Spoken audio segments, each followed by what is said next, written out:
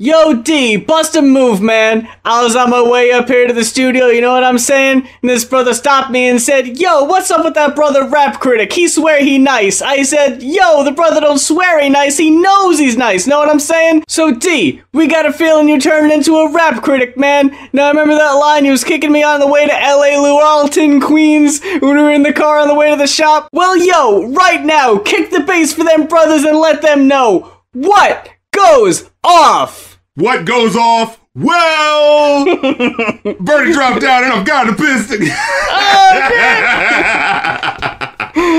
It's Going Off podcast with Rap Critic and Muse. We've got an interesting buffet, a nice spread out in front of us. It's almost like Golden Corral, where you ever been to Golden Corral?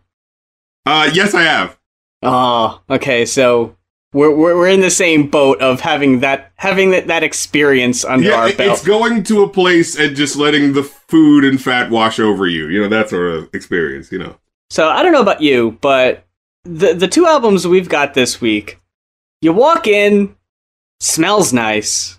The food looks nice. The way you feel afterwards, though, leaves a little to be desired. We've got two very different albums this week, and I think it's safe to say it would make the most sense to start with ya boys, the Brothers Gibb. Oh, of course. The motherfucking Bee Gees, our very first disco album to be reviewed on the show, as far as... Oh, man. We'll get to that. This was a listener-requested album, requested by Christina Lohr. I'm going to assume that's how it's pronounced, L-O-H-R, Lohr. And we thank you very much. If you are a listener and you would like to request an album to be reviewed on the show, head on over to our Ko-fi, that is ko-fi.com/goinoff. That is just GOINOFF.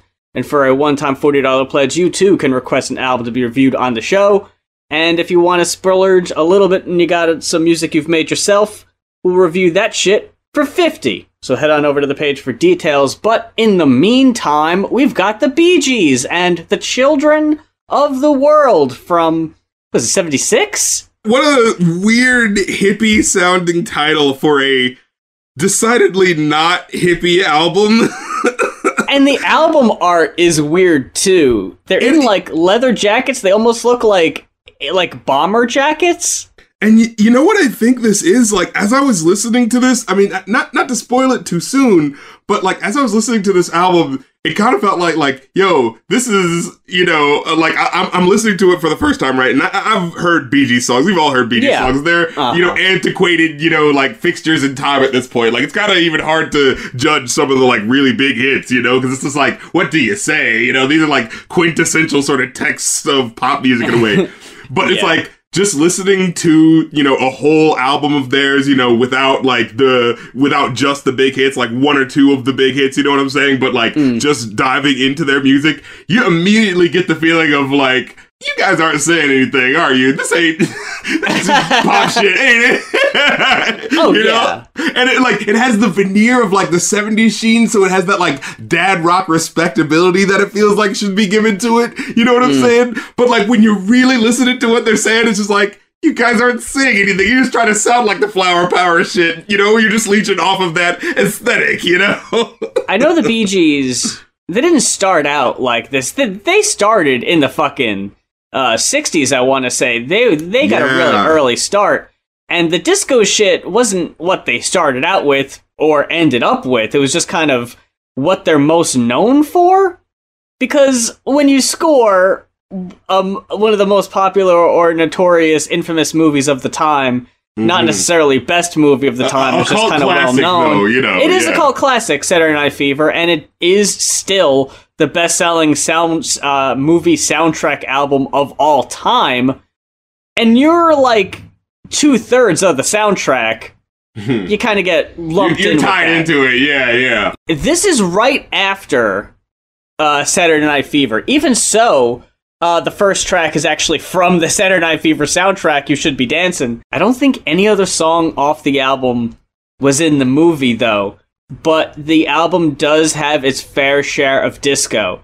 It's not entirely disco, which I was surprised by, but a good bit of it is. Yeah. You know, they're trying to, again, it is 70s pop. They were trying to, you know, cover all their bases and shit. You know, like, this is Taylor Swift of the 70s. That's just what it is. You know what I mean? You need to tick all the boxes. Yeah. With that said, my 3 favorite cuts, if I'm gonna go through them real quick, would be, You Should Be Dancing. Of course. Of fucking course. Can't Keep a Good Man Down. You know, we can talk about that one a little bit. And The Children of the World. I think those 3 are the strongest cuts. The worst cuts, in my opinion, would have to go to You Stepped Into My Life, the second cut. Lovers. Lovers, let me see. Where did I put that one? It's up there. It's not the worst though. It's definitely close. I would say that goes to Boogie Child. Oh no! Yeah, in the pantheon of boogie songs, this is definitely pretty fucking low on the rungs. This is definitely the skippable. Yeah, this is not required listening. I would say You Should Be Dancing is quintessential disco. It's got the fucking, you got the funky bass riffs, you got the cowbell in there, you got a nice horn-filled breakdown. That's really got it all.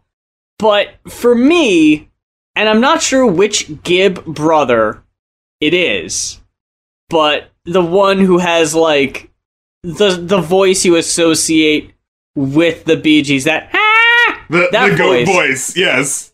It could be Maurice or it could be Barry. I don't think it's Robin, but who knows? With my luck, it might be Robin. But that got old pretty quick for me.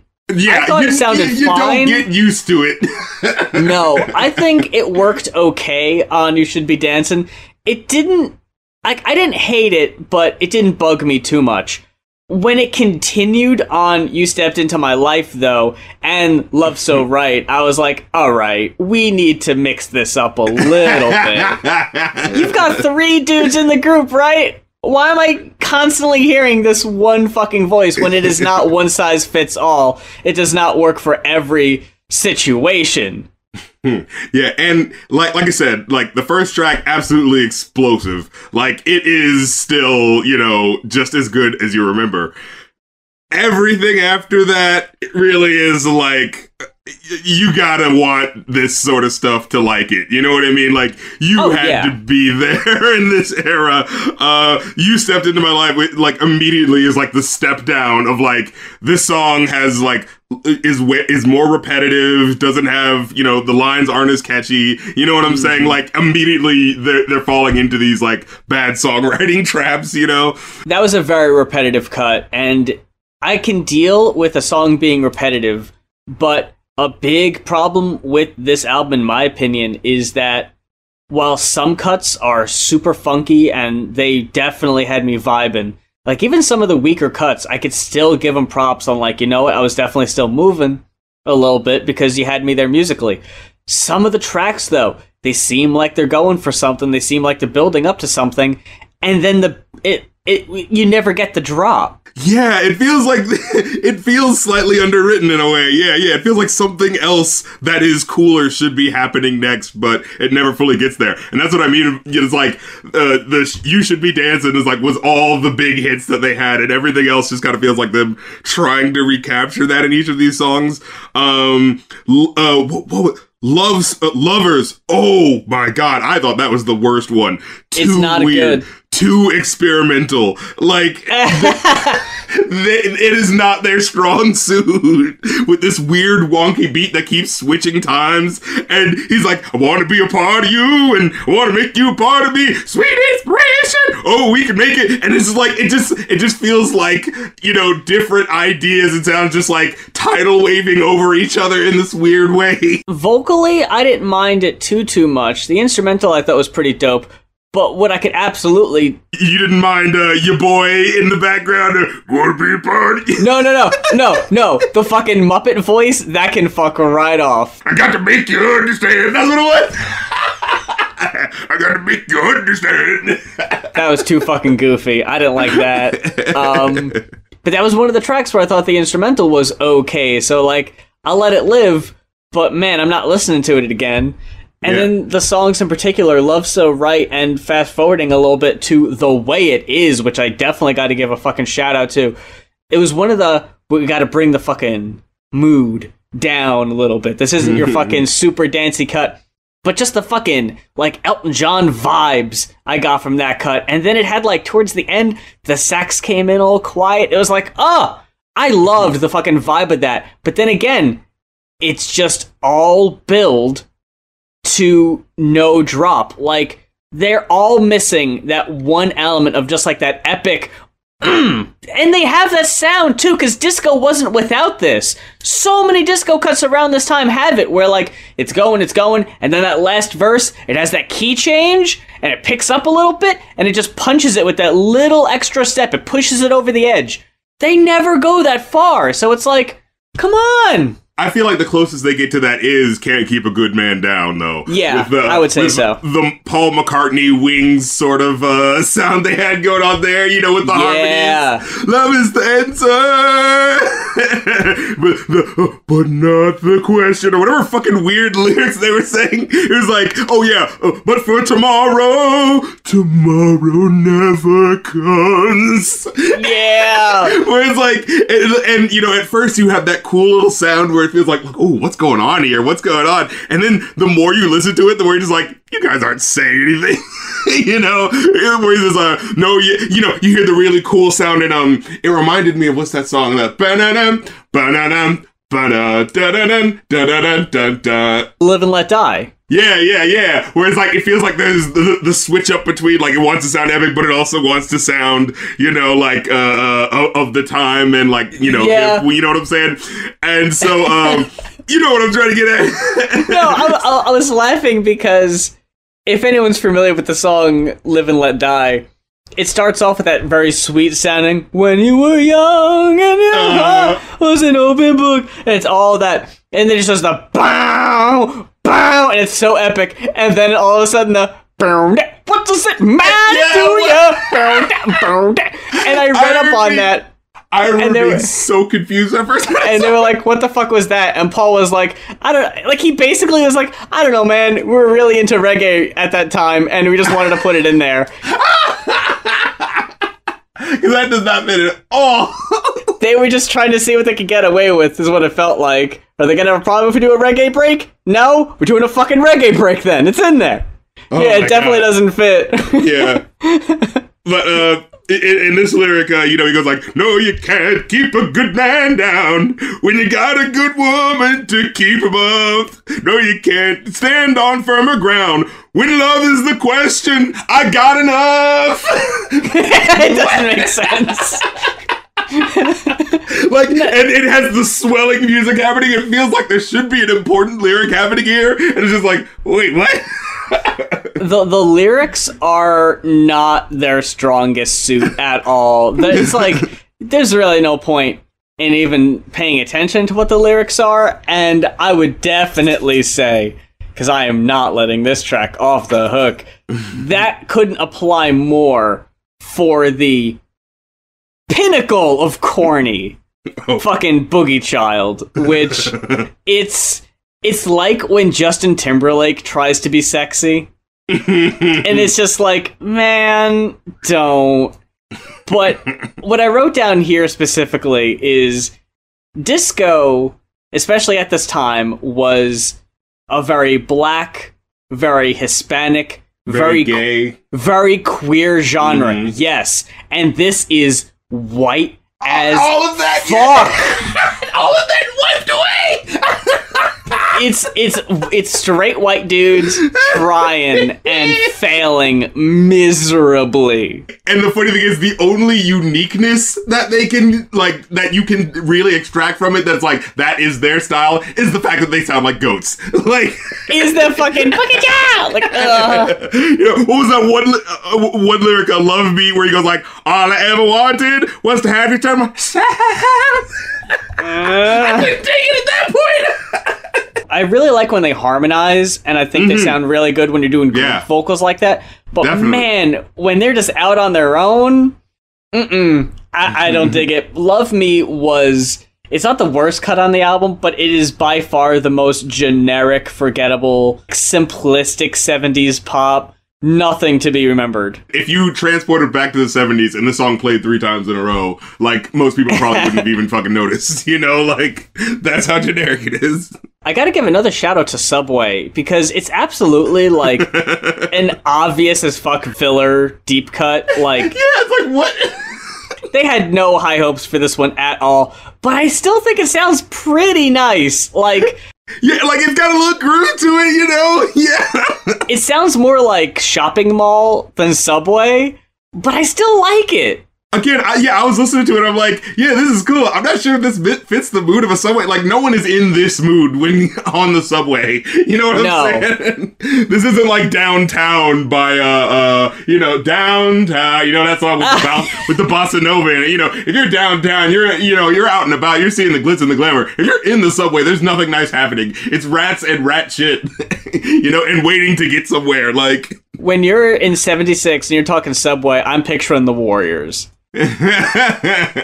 I'm picturing the fucking baseball fury with the fucking baseball bats and trying to get back to Coney Island. It needs to be fucking bassy, maybe a little aggressive. So maybe nothing is more emblematic, perhaps, than, you know, them trying to portray the streets of New York in the 70s and coming up with this. Then 3 fucking bearded white dudes in bomber jackets.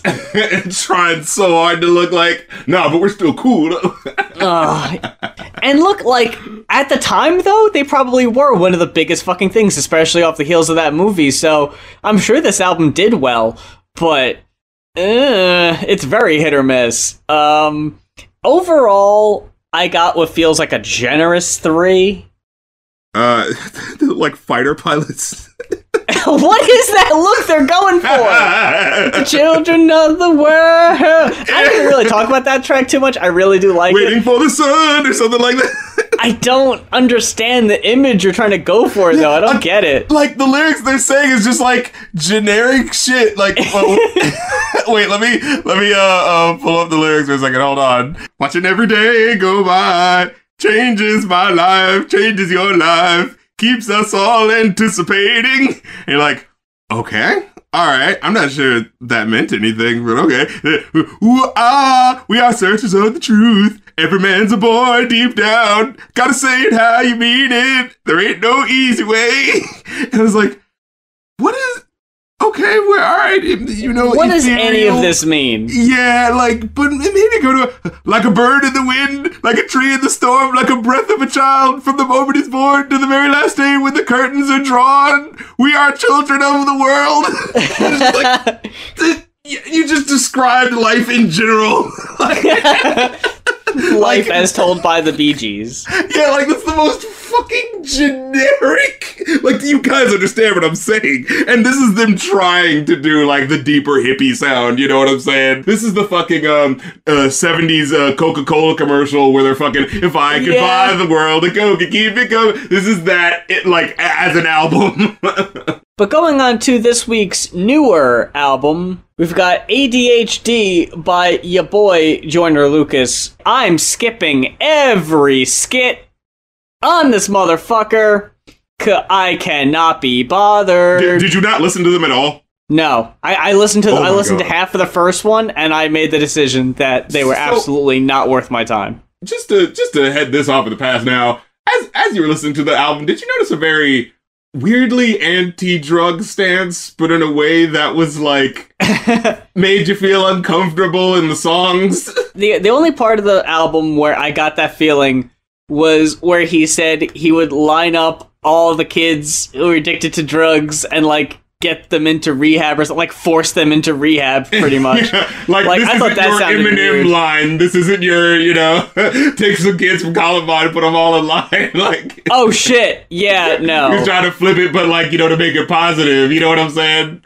So on the skits, it becomes troublingly plain the possible message of these songs. Is it just like about this, doctor he had that's crazy for some reason?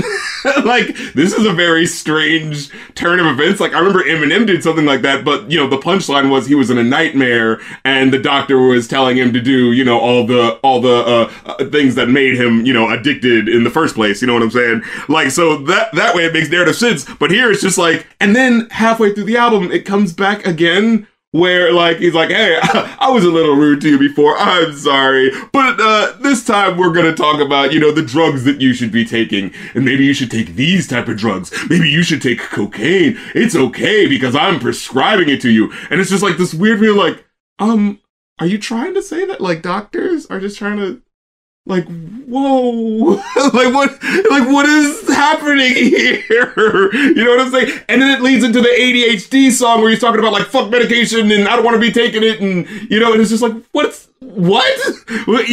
Like, at one point it feels like, oh, is it just supposed to be this nightmare skit? But then when the elements come up in the songs, it just feels like you're trying to say, like, are you just saying, like, all medicine is bad? Because that doesn't feel like the right way to go. I want clarification on whether or not this actually happened to him specifically, or this is just something made up. Because if this is something that happened specifically, and these are, like, real-life events that he's building off of, then I think that's, that's obviously more acceptable of, like, you're building off actual trauma. But I didn't really get a feeling from the songs. Like, yeah. You're talking some serious shit, or you're tackling some serious subject matter. This is a kid being abused by a professional. Like, okay, this feels like a big deal. Are you going to take this anywhere? But see, here's the thing. If you did what I did, and you didn't listen to the skits, you really wouldn't know that there's any sort of theme. If there is supposed to be a point to this album, I'm not picking up on it. Okay, so remember when I told you, like, the Bee Gees kind of felt like the generic version of, like, the 70s mainstream stuff? Yeah. This really feels like the generic version of, like, mainstream hip-hop guy who is in general bragging about, how people hated him before, but now he has money. Like, it's just that, and it's fascinating because wasn't Joyner Lucas the guy that was doing story songs about fucking, someone Scaramucci, this guy that got beat up in a parking lot, and there was this really weird story, and there's this music video for it, and I'm gonna make this song about, like, racism, and these two, people talking to each other, one black, one white. Or whatever. I'm gonna make a song about, suicide, and one person having to deal with it, and one person who did it. I'm gonna give you those where the fuck is that guy? What are these generic ass fucking songs? Like, it's just generic shit. Lotto, finally, it's just nothing. And I'm listening to it, and I was like, it was just washing over me. I'm just like, wait a minute, what's happening here? Is he not going to give us any of those songs? Is it like one or two, maybe, if you count the one where he's like, hey, how about you give us all the good people and take all the people that I don't like, unless you count that one. But, like, that's barely a concept, And so it's just like, it feels so underwhelming to be like, that really creative guy is just, this is what an album's supposed to sound like. It's just supposed to sound like, generic, I'm better than you with generic ass fucking skitty trap beat, you know what I'm saying? And it's just like, what? Is this what you think, like, mainstream hip-hop for you, like, has to be in order for you to get accepted, maybe? But it's just like, I'm sorry, but I was here for the other stuff. Why aren't you doing that anymore? And he did it a little bit on this last album. I remember hearing, like, there was at least, like, the $100 Bill song where, like, regardless of how you feel about it, at least, like, it's a story, it's a concept, you're listening to it and want to hear where it goes.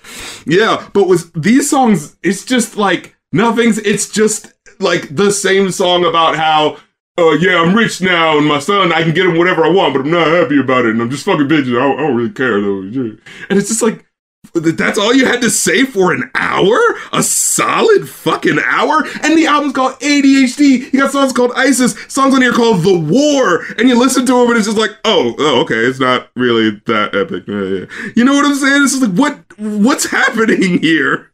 I just realized the 508-507-2209, that was his fourth mixtape, This is technically his debut album. Oh my, I saw that. Yeah, I was like, I scrolled past it real quick and I was like, debut? But I heard that can't be right. Dude, fucking, he's getting his fucking big day, isn't he?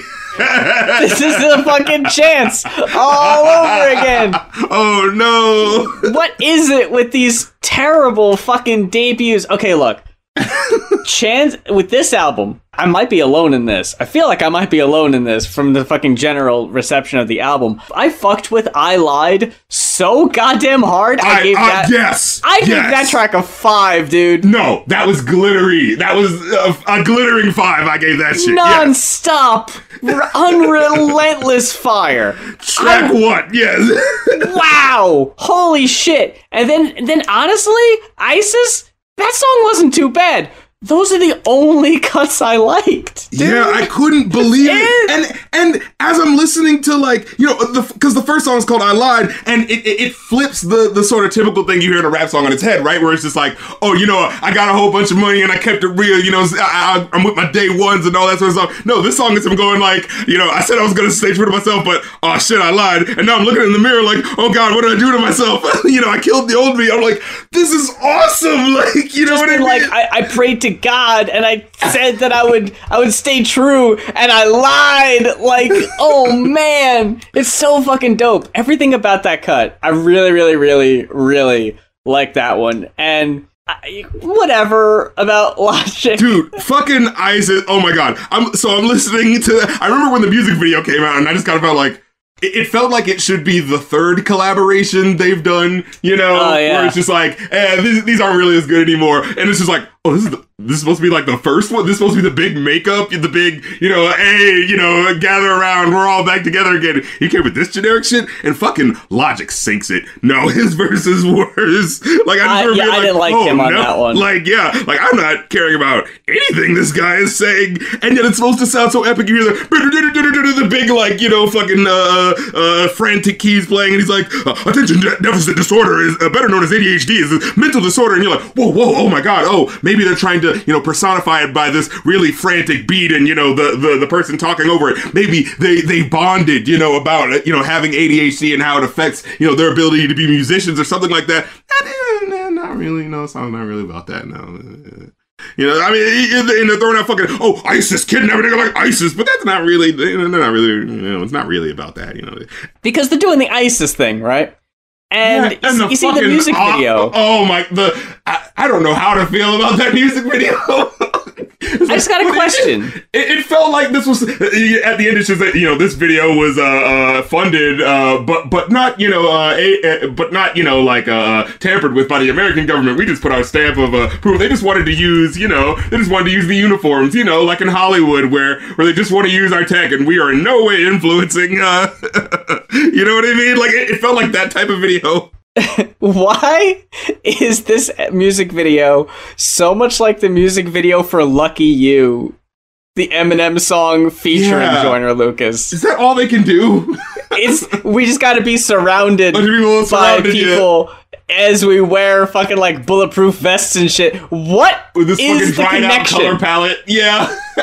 I'm so confused, and yeah, I don't like this video at all. I don't like this fucking propaganda as right. It looks like fucking a small dictator, like trying to, you know, look threatening by, you know, paying a local artist to like make a music video for him. Yeah, I don't like this shit at all. It was the only other cut I even really liked, because even like after that, the song that got the next highest rating for me was Devil's Work.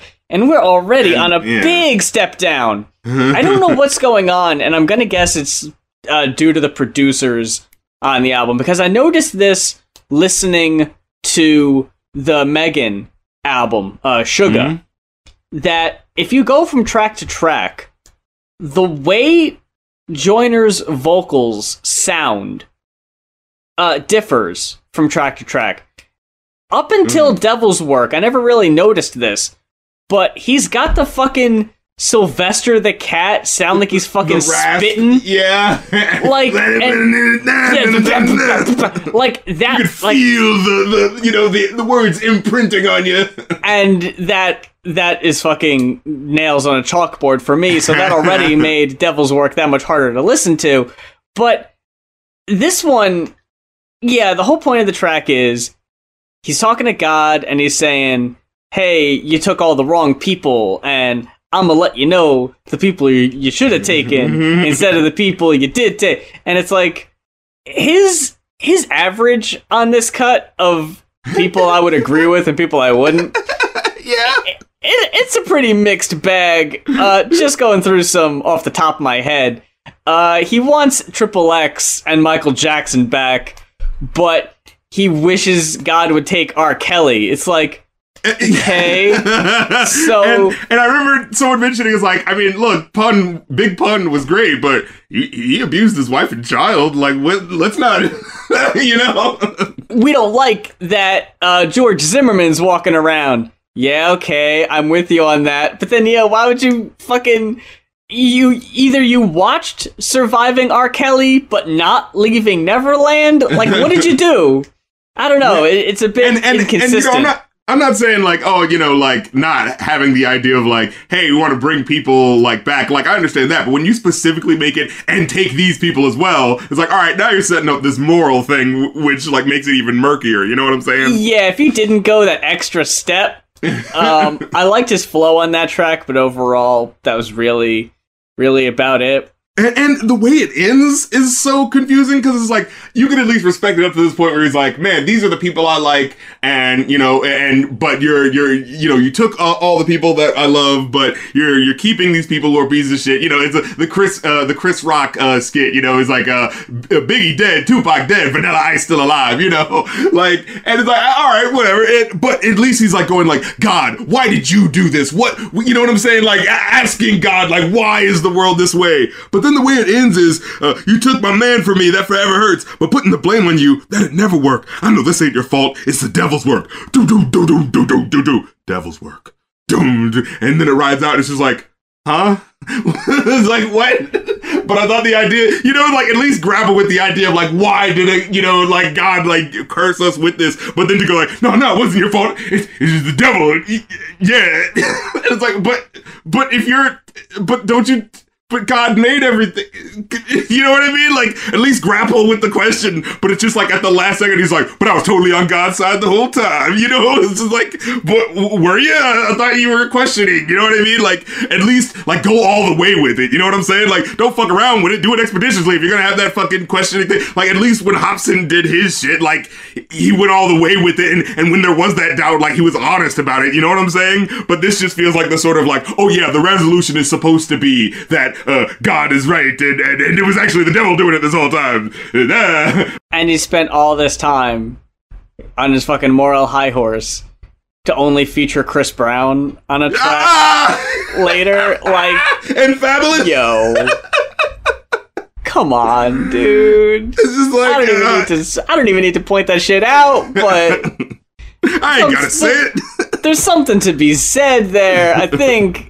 And even without Breezy on that cut, what happened on the second half with the fucking auto-tune and the sing-songy choruses? And I'm sorry. It's unbearable. I'm fucking sorry. Wasn't this the same Joyner Lucas a couple of years that was making rap battles to Lil Pump and fucking Tory Lanez talking about, oh, you niggas need to start rapping and getting up your game, and I'm spit rapping faster than you and do it on this lyrical shit. Oh, you motherfuckers are lazy and you need to do it. What? Here's a shot. What happened? These fucking lazy ass lyrics, dude. Oh my god. The same like, I could quote you like 3 different lyrics from 3 different songs and you wouldn't know, like, there would be no context clue to let you know, oh yeah, that's how you know this from that one, because it's about that. Like, they're always like, oh, I wanted to go back to Logic real quick. The lyrics that he was spitting, where he was like, yes, it's egregious. I'm Regis, you Kelly, you pussy, don't push me, I'm Louis Vuitton. You at Target with your mom on the internet still hating on my last post. I just sit back a steak at Mastro's. My god, it's just like, that was so fucking whack. I forgot about that. I'm just like, oh, I'm Regis, you Kelly. Oh, I'm Regis. Like, but you're still Regis though. That still makes you Regis. And like, fucking Joyner is so fucking clever and witty that when it comes down to, Hey, and if the bitch don't like me, she must be gay. Oh, Joyner. What song was that? Wait, which I forget because he does that. It was so beautiful, just the way it just laid out like da da da da da da da. You must be gay. It's like, oh, fuck's sake. and then to fucking drop the fucking homophobic D slur later, Joyner. It's 2020, my dude. This shit ain't gonna fly anymore. Can we please get away from this? And the thing is you can't even use the excuse of it's shock rap shit, because no, this is just generic shit. He was just on his fucking moral superiority earlier on the album, and now all of a sudden he's fucking throwing slurs around. Like, yeah, this is the stuff that's gonna get the 6 kids off drugs. Yeah. Stand them in line and go, hey, if a girl doesn't like me, she must be gay. This is talking to the youth, Joyner. Absolutely. This is getting through. Oh my god. Oh yeah, the war with a weirdly interesting Young Thug feature. It was just like, his lyrics weren't like great, but it was still kind of like interesting to hear the harmonies and shit he was doing. It was just like, all right. But yeah, the war, the song's called The War, the fucking war. You know, the war. and he's singing like, I spent a check on a whip, on a bitch, on a grip, on a flip, lost it all, and I got it right back, yeah. I fell in love with a chick that I thought was my bitch, till I found out it wasn't really like that. And all the while he's like singing so soulfully. And it's just like, what? I fell in love with a chick that I thought was my bitch. Till I found out it wasn't really like that. Oh, I can hear the heartbrokenness in the way, in the florid lyrics that you're spinning. You know, it's like, and then it's that again, that one lyric. It says, I spent a check on a whip, on a bitch, on a grip, on a flip, lost it all, and I got it right back. Yeah, it's always that, like, last night took an L, but today I bounced back. Like, you never actually suffer any consequences. You know what I mean? Like, I hate these lyrics where it's like, oh, something bad did happen, but I immediately, am great now, though. So, yeah, it's like, all right, now there's no story and it's boring. You know what I'm saying? I didn't fuck with a single feature on this. If we could just go through that real quick. I think Fabulous had an okay verse. You know, it was like, man. Especially compared to what fucking Joyner Lucas was doing. You're thinking like, hey, at least if you're gonna get a spitter on your fucking song, like, hey, at least rap like, match lyric for lyric. But he's just doing like singing, and then Fab comes in and is like, oh, hey, this is the type of lyricism I kind of wanted. Like, it's giving me an actual story with like imagery and shit. Like, okay, why did I have to wait till the featured guest? But like, that's supposed to be you, Joyner. Like, what? And get fucking, who is that? King OSF? Get him the fuck off here. I don't know who the hell that is. No point. Adding nothing to the track. Fucking Breezy didn't make that track any more bearable. Timbaland? What the fuck, my dude? Lord! When I see Timbaland featured, and I end up hearing the fucking wackest Timbaland beat I've ever heard. I think there was like a little like thing going bing bing bing bing bing in the background that, it's like, I don't believe it. Less, like that seemed like that was his eccentricity on display for this song. Like, you didn't pay me enough for a big enough feature, so that's something that's kind of unconventional. Here's a little bing bing bing. Yeah, there you go. That makes it. That's the Timbaland touch. That's his little world music. The little flair he adds. Yeah, I listened to an Indian musical and I took this part from it. Here you go. Yeah, this fucking leftover bit I probably used on someone else's shit. I'm just gonna throw it here. Such a waste of Timbaland. Why even have him involved? Dude, oh my god, track 6. I was listening to this album and I just like couldn't believe like how fast it was going because of how like much I just wasn't caring about what was happening. Like, it's just like, I'm like, how am I already at track 12? Like none of this left an impression on me, you know what I'm saying? But yeah, I thought that was earlier, but that's track 6. Yeah, where he's just like, it's after he gets a little pep talk from Chris fucking Tucker and Kevin Hart later on in the album. Which I find kind of funny because I remember Praz from the Fugees did the same tactic of hey, look, get super famous people to leave voicemails saying how much they're anticipating my album. Oh man, it's never a good look. And what's funny is that it's like Chris Tucker saying this shit. He's actually got it funny. He's like, hey, man, you know, like, who gives a fuck if you got ADHD, man? Do the fucking things that you need to do, man. Like, smoking some weed, like, get back in the studio and fucking make music, man. And I'm like, yeah, he's got a good fucking point. By the way, this gets revealed in, like, track 5, like, track 5, the skit there. And it's just like, but throughout the rest of the album, he's still, you know, wallowing in his self-pity and all this bullshit. It's just like, well, what was and fuck drugs. Exactly, and yeah, but I'm not gonna do what the doctor tells me to, though. I'm not gonna wallow in my sorrow and get bad about it. It's just like, maybe you need something, man. Maybe you need a little weed. Maybe just a little bit. Chris goddamn Tucker took time, pep you up for your album, and then, you know, he's telling him, like, yeah, man, we believe in you. We want to hear your music, all that shit. The next song is like, get away from me. If I was you, I'd watch what you say to me, you bunch of snakes. Fuck y'all. Fuck all the haters. I came up from the mud. You know what I'm saying? They said I'd never be nothing. They said I wouldn't be anything. I was like, but there was a guy just saying that you were awesome and they can't wait to hear you. You know, it's like these just generic sort of, you know, gym music rap where it's like, oh, I said I couldn't do nothing. That's right. As I'm pumping my, you know what I'm saying? Pumping the iron. Yeah, that's you know? absolutely what it is. And what the fuck, Will? Can we talk about Will? Such a half-ass... Dude, I listen to Wu-Tang Clan a lot, right? And the GZA used to do this type of thing a lot, where it's like, I'm going to take a topic and then relate a lot of things to it that are words, like, related to that topic. Like, there's a song about, like, Hollywood, and, you know, all the last names are related to, like, a story that he's talking about, you know? Like, okay. So, like, Ted turned into a hoe, and, you know, someone did that. You know what it's like? That type of song. Like, but it's the whole song. He had a song called Labels, where, you know, where he's talking about all the record labels. Tommy ain't my motherfucking boy. You know, like, oh, that's cool. With this, I references like a couple of movies every now and then, you know. I'm feeling like an iRobot. And... Don't try to treat me like iRobot. Like, that's the best you had. That's the best you had for the word iRobot. You couldn't do any other wordplay with that. Just the most like wackest name drops. Oh, like, man. I went out to the Wild Wild West.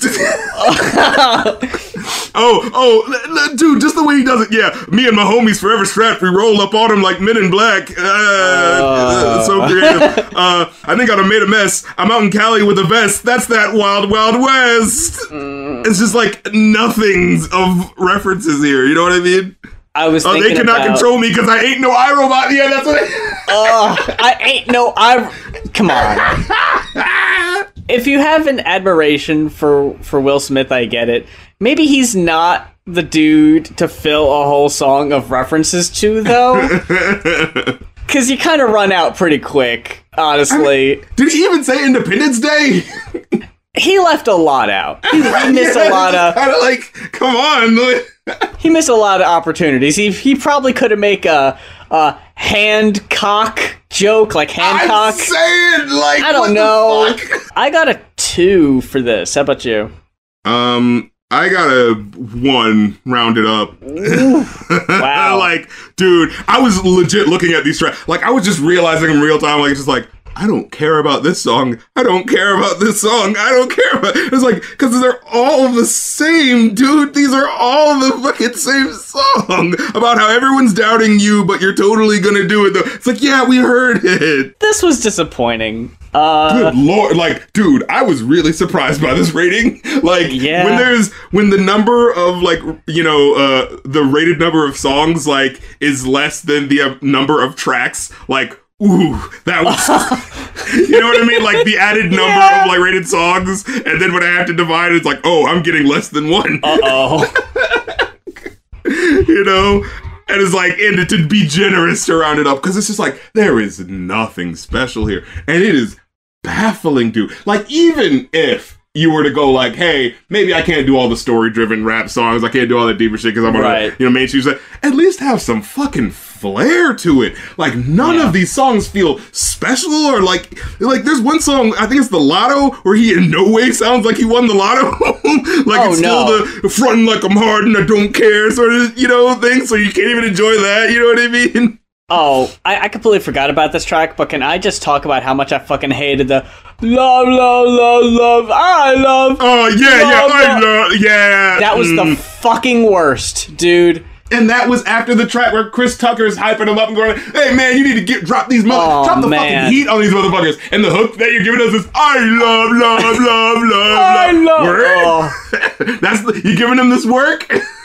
I made the mistake of the first time I tried to listen to the album, I accidentally had it on shuffle, and I think might have played like second. I was really close to texting you and being like, "Hey, can we maybe pick something else?" Yeah, listen, I don't know if I can do it. Oh no! But then I had the other experience where it's like, okay, let me listen to them in order, and then I get fucking hit with "I Lied" first, and I'm like, okay, maybe I judged this album a bit too prematurely. Maybe this is gonna be some fucking dope shit.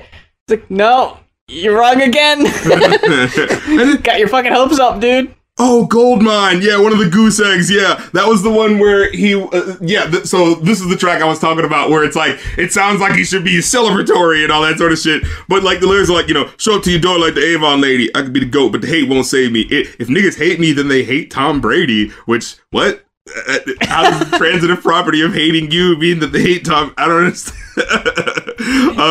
But I guess he said, go against the grain and you gotta be brave. I guess he said like, Joyner Lucas is the mainstream guy that everyone likes, so to hate him is to be contradictory. Is that what he's trying to say? It's cool to hate Tom. It's cool to hate Joyner Lucas because like everyone hates Tom. Is that what he's going for? I don't know. Everyone hates him because he's so good. He's the fucking dude you love to hate. Like, is that the point? Oh, this is the perfect delivery that I was talking about. Yeah, it's like if niggas hated me and then they hate Tom Brady. Go against the grain and you gotta be brave. She don't like me. She gotta be gay. Take it down and you gotta get paid. There ain't no money that I gotta get paid. Like, are you happy or? I'll add "I Lied" to a playlist, and you can keep the rest of it. It's an experience of it's a case of there are songs on here that as I was rating them, I gave them like decent enough ratings. Like there were a couple like 3s and 3.5s on here, but as we were reviewing it, it's like, but I don't even remember it, and like it must not have been that good. It might have been good in the moment, but looking back, it's like, nah, I don't need that shit. You can actually keep that. Again, the Bee Gees. Yeah. There were a couple tracks of the Bee Gees where it was like, oh yeah, I thought that was cool. And then it came to fucking, like, tallying up the score and being like, why did I rate that one that high? And I have to re-listen to it again. I was like, oh yeah, it's okay, I guess. Fucking ADHD, that joint where he's trying to like fucking, again, this ADHD, the title track, he's trying to make it like, is it gonna be about, his attention deficit disorder? Is it gonna be, kinda, I guess. Why would you name it something so specific and like a hot button thing? Yeah, about how you can't pay attention. I guess he couldn't pay attention to making any fucking concepts for this album. Maybe that's the meta context. Yeah. It feels like when Kanye was like, "Hey, I'm bipolar and I love it," or whatever the hell. I love being bipolar. Yeah. Oh God. Oh, he's trying to. It's like, why? His own thing, huh? Why would you do that? And on the hook where he's like, it kind of feels like I'm dying on the inside. We're doing that Green Day. Oh man, where are you? And I'm so sorry. Yeah. What was that? Remember that one song we heard? Oh, it was like playing the same take over and over again, and it was like hearing the way he says like a certain word. Yeah, my yad. This is like, do you say it like that? Really? Like, no one's bringing up issue. It's like, yep, sounds great. That's the take. Yeah, and he says on the hook, it just feels so like a fucking child. He's like, you can't blame me, it's my ADHD. It's like, it's just the pinnacle of like the woe is me, but I don't need to take any control of my own life though. But you should envy me because I have taken control and I am such a boss and I'm controlling my own world and all this stuff. But it's just so like, obviously not like full-throated, obviously not like confident, obviously not like well-written, you know what I'm saying? But I just can't, like, how can you write that? Like, how can you not feel like a whiny fucking emo douchebag saying, you can't blame me, it's my ADHD? Like I understand, like, because I have ADHD as well. So I understand, you know what I mean? The idea of like, yeah, you know, you are in a certain way like a victim of like this thing, but like to specifically push it out and go like, you can't blame me, like definitively on the chorus, you know what I mean? Usually you think the message would be something like you know, like I have ADHD, it doesn't have me, you know, something like that, you know what I'm saying? Like, I got some shit, but I'm dealing with it. But this is literally the like, no, all my actions are excused because I have ADHD, you know what I'm saying? We're just like, I don't know how I feel about this shit, you know? It kind of feels like I'm dying on the inside. It kind of feels like I've been trying to get by. Oh, is it, are you feeling hurt? These are the lyrics that you're feeling. Maybe you need to, you know, show a little respect. It kind of feels like I've been trying to get by. Next lyric, yippee, yippee, yee, yo, yippee, ya, ya, staring at the fire, kumbaya. What? Yippee, yippee, yee, yippee. What in the world? Like, I was trying to take this seriously. Like, oh, do you feel like you're dying on the inside? Oh, is that so? Yippee, yippee, yee, yippee, yee. Is that the sound he makes? Is that his wubba lubba dum dum as he's dying on the inside? Oh, man, I just can't take it seriously, man. Well, folks, with all that about does it for this week's episode of the Going Off podcast. Thank you so much for fucking with us and listening to us as you are hopefully practicing your social distancing, trying to stay indoors as much as you possibly can. Do that whole spiel. We're not here to lecture you, not here to police you, but yes, please act responsibly in these times. Well, no, you know what? We are selfish as fuck. We are selfish motherfuckers, actually. I'm going to say it. We want to keep you alive as possible to keep listening to these podcasts, goddammit. We're such assholes. We don't want you getting sick. But if this is your first time listening to us, a great way to kill some time. Maybe not start all the way back at the beginning, but all of our old episodes are on Spotify, SoundCloud, iTunes, YouTube. Take your pick. Whatever works for you. You can play some catch up, kill some time, and binge our podcast, as well as our individual YouTubes. We got a lot of video content on our YouTubes. If you happen to be one of these people who you like the podcast, but you somehow miss out on our videos, there's a lot there too. Oh yeah, I know. So yeah, you could check out what we do on our own YouTubes. All the links are provided. Yeah, there's my other podcast, Review Anew, where we're reviewing movies. Just got on to the Wayans brothers. We had D-Respect and Ken from Dead and Hip Hop on 2 of the episodes.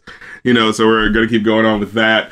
There's of course my station head. I've been playing a lot of music. Just recently did the absolute best of MF Doom, and I made the playlist freely available on my Patreon.